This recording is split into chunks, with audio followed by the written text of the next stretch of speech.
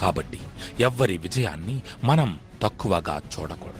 ప్రతిరోజు ఒక మంచి పుస్తకంలోని కేవలం 10 పేజీలు చదవడం ద్వారా మన జీవితమే మారిపోతుంది.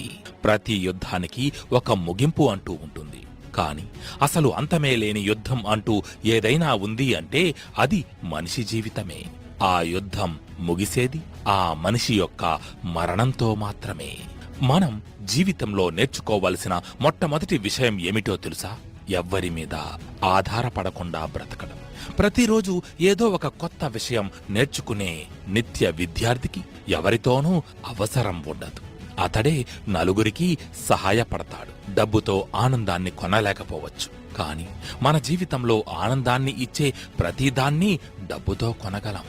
మనలో ఏదైనా చెడు లక్షణం ఉండి అది మన ఎదుగుదలకు అడ్డు వస్తోంది అని మనకు అనిపిస్తే దాన్ని అలా చూసి వదిలేయకూడదు. అసలు ఈ దురలవాటు నాకు ఎలా వచ్చింది? ఇప్పుడు దీన్ని నేను ఎలా వదిలించుకోవాలి?